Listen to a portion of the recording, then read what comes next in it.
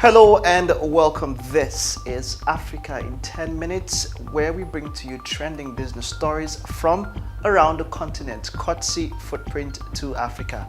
I am Mike Messikenor. Let's get straight into the highlights for this week.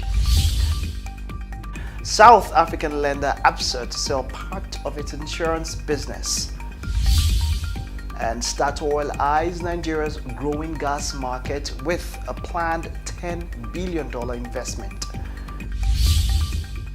And Botswana sets December deadline for naming $4 billion coal plant. Absa, a South African financial services provider and a member of Barclays Africa Group, has reached an agreement to sell a component of a unit to financial services firm PSG Consult as it seeks to streamline its wealth investment management and insurance unit WIMI. The proposed deal will see the lender sell off Absa Insurance and Financial Advisors commercial and industrial short-term insurance business line for an undisclosed fee. It follows an agreement to sell employee benefits provider Absa Consultants and actuaries to insurer Sanlam earlier in 2017. However, Bongiwe Gangeni, MD of WIMI Distribution, said the two transactions were not related. And in Nigerian news, Statoil, an oil and gas multinational, is keen to further consolidate its position in the Nigerian oil and gas industry with a fresh investment of $10 billion. Now it plans to invest heavily in oil and gas offshore fields in a bid to meet a growing demand for gas-powered energy. In another 10 years, I don't think people will depend on petroleum anymore because we have gas. Because of the hazards of petroleum, people are now tilting towards gas, which deposits are in surplus within our territorial waters. Lars Christian Bakar, the Executive Vice President, Development and Production International Statoil, stated. Statoil revealed that it hopes to see significant progress in the development of Nwaduro Deep offshore field, raise more stakes in Agbami field, and also investigate the potential of other oil and gas fields in the country. Afreximbank, Africa's trade finance lender, has agreed to bail out Zimbabwe with $1 billion. The fund will go towards stabilizing the country's ailing economy. Now, over the past weekend, Afreximbank signed a memorandum of understanding with the Reserve Bank of Zimbabwe, RBZ, Governor Dr. John Mangudia, for a $600 million stabilization facility that constitutes the bulk of the bailout facility to Zimbabwe.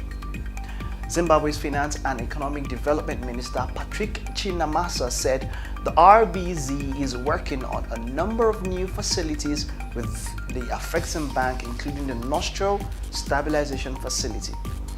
As you're aware, the Reserve Bank is working on a number of new initiatives. The $600 million Nostro Stabilization Facility to meet the forex requirement for productive foreign payments, the $150 million Letters of Credit Facility to support the importation of fuel as well as fertilizers and feedstock for the manufacturing of cooking oil. Minister Chinamasa said at a dinner held to officially hand over title deeds to the Afreximbank for a 1.2 hectares prime line for the construction of its Southern African office at Harare's new lands. Botswana state-owned Botswana Oil says it will select by December a company to build and operate a $4 billion coal-to-liquid CTL plant, a facility that is capable of meeting as much as 80% of the country's fuel demand.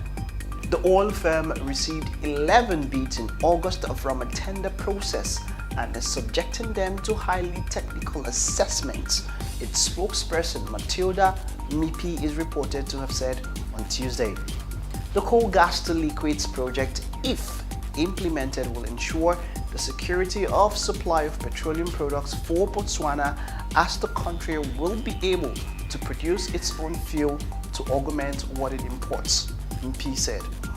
estimating a national fuel demand at 1.2 billion liters a year.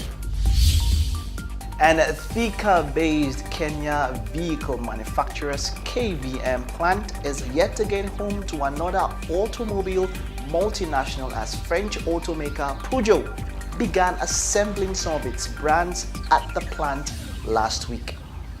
The manufacturing plant plays host to a number of multinational automakers that assemble some of their brands within Africa. Aside Peugeot, the Volkswagen Polo Vivo car is also assembled at the same facility by DT Dobby, the local partner of Wolfsburg-based Volkswagen Group.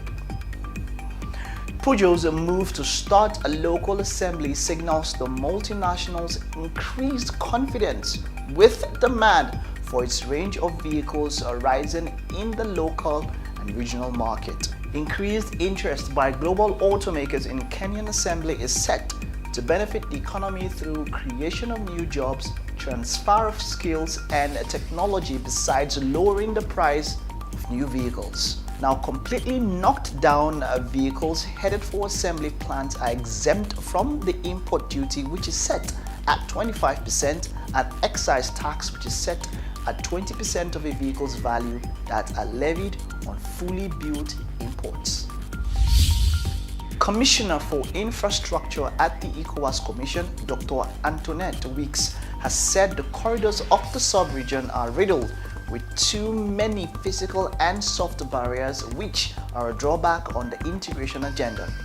To address these problems, the ECOWAS Commission, with support from USAID through the West African Trade and Investment Hub, initiated a study to review the West African experience and develop a strategy and action plan for the achievement of corridor management and development goals that take into account lessons learned from international experience. The objective of the study is to develop a holistic regional strategy and action plan for the implementation of the interstate corridor management institutions to improve the efficiency of transport corridors.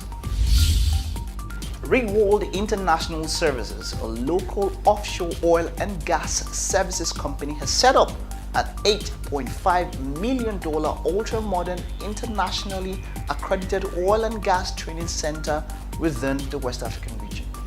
The training center, situated at Kejebril near Takodi in Western Region, Ghana's oil and gas hub, is known as the Rigwold Training Center and is expected to be commissioned in October this year. The highly equipped oil and gas training facility, which is the first of its kind in the West African sub-region, has advanced simulators for real-time training and development. The training center will offer a variety of safety and survival courses, including basic offshore safety induction and emergency training (BOSIET), further offshore emergency training (FOET), helicopter underwear escape training (HUET), and compressed air emergency breathing system (CAEBS). And on that note, we wrap this week's episode of Africa in 10 minutes.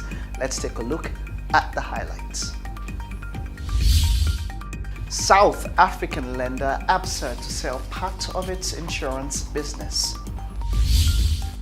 Statoil eyes Nigeria's growing gas market with planned $10 billion investment.